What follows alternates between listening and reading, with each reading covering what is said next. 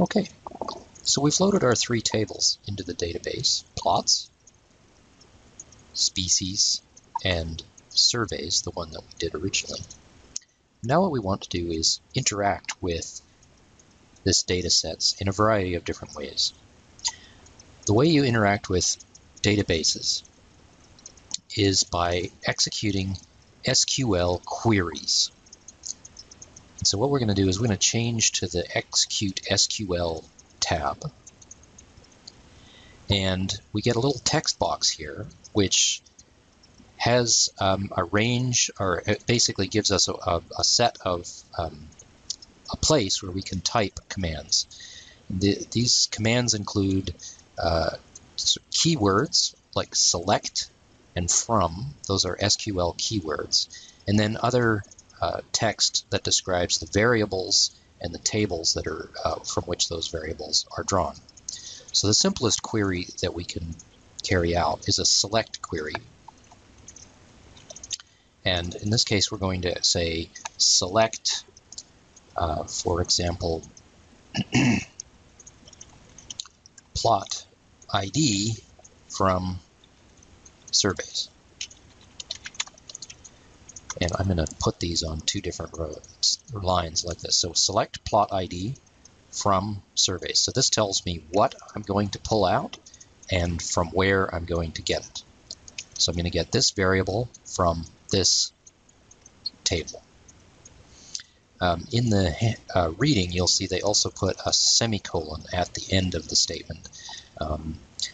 You can do that, and in some cases you need to do that for some database managers.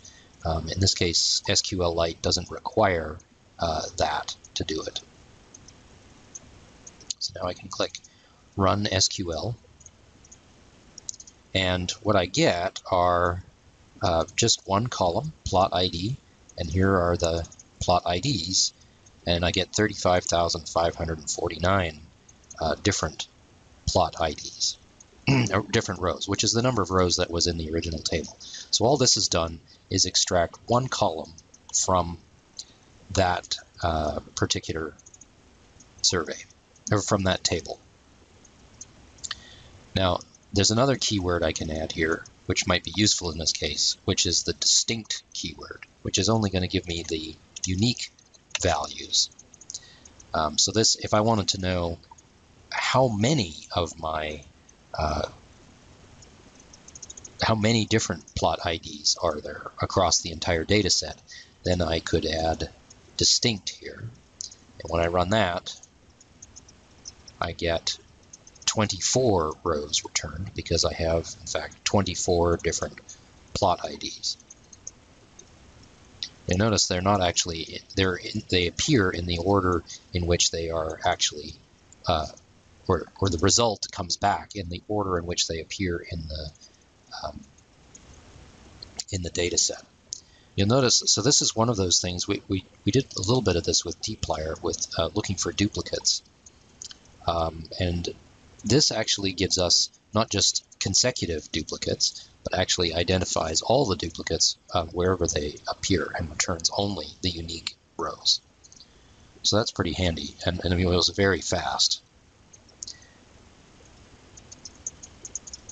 We could ask, if we take out the distinct keyword, we could do by year, and what that would tell us, that's going to give us all of the rows, one row for each combination of year and plot ID. That gives us back to 35,549 rows, but now we've got both year and plot ID. See, 2, 3, etc. We put the distinct keyword back in there, and that's only going to give us one row now for each distinct combination of year and plot ID. Still not in the, that's 622 different distinct combinations because we have, now we have one combination for each particular year.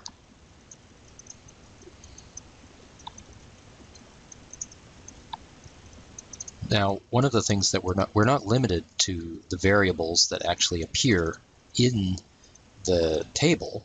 we can actually create new variables. So for example, we can add, if we wanted to figure out, let's do species ID, and we're going to add a weight here. So we, instead of just putting in weight, which has weight in grams, we're going to convert it to weight in kilograms. Okay, so there's 1,000 grams in a kilogram, so we're just going to divide weight by 1,000. And we can do any of the numeric operators, multiplication, division, addition, and subtraction in here.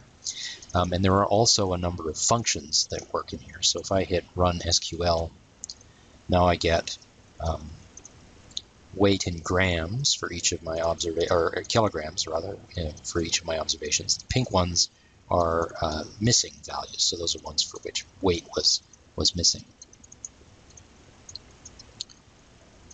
Now I might be able to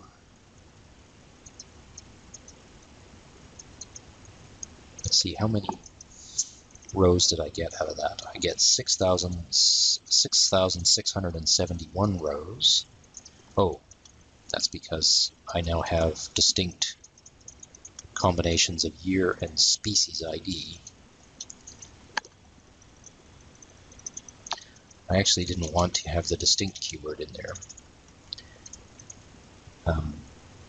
In part because, so what I've got is I've probably had more than one. Let's see what happens if I take the distinct keyword out. How many rows do I get? Yeah, there we go. Now I'm getting 35,549 rows. There are my observations down there. So, oh, I see what it was doing. Okay, so what I was getting when I had the distinct keyword was all the distinct combinations of year, species ID, and weight. So because weight is typically going to vary, right, from individual to individual, then I was getting all of the rows with different weights, but I would only get one row for this combination, which is 1977, species ID, DM, and weight missing, right? So all of those, so these two rows, for example, would be collapsed into one because there's no difference between those two rows with the distinct keyword in there. So I can do calculations, and then there are also functions that we have. So I can do, for example, round, if I wanted to round off those to integer values. And now you would see I get a lot of zeros because my weights are all measured in grams, and so these critters are, for the most part, much less than 500 grams, and so we don't get any value in there. We get 0. So there's a lot of different functions you can use in there. They'll become a little more useful when we look at aggregation in the next video. So what else can we do here? You'll notice that a lot of these sorts of things, so select is exactly one of the functions that we had in the dplyr data manipulation thing. So select allowed us to pull out columns out of a data frame. That's exactly what the select keyword is doing here. So again, many of the things you can do in dplyr, or all of the things you can do in dplyr inside R, are what we're doing here with SQL. So another thing that we might want to do would be to filter these things. And so we might want to see not all of it. Let's say we'll use the star. So this is basically going to select all the columns from surveys. And now we're going to add a new keyword, where. And the thing we're going to do is we're going to say, we just want to have, there's Dipodomys mariami, which is a kangaroo rat, I think. And so species ID equals DM is the Dipodomys mariami. And so if we run that now, we get a little bit more going on here. Oops, I'm fairly far down in the data set. There we are. Let's go up to the top. So now you see species ID has only Dipodomys merriami in it. All the other species have been filtered out, but we still get hindfoot length, sex, and so forth.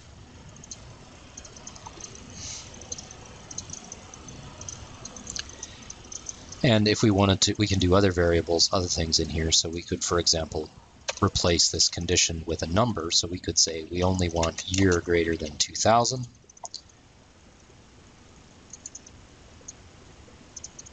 So this is only going to give us records up to measured after 2000. And it's another way we can filter. If we want to combine two conditions, so now if we want to have only those observations after the year 2000 where we have Dipodomys, then we add the keyword and. So now we're combining two conditions equals DM.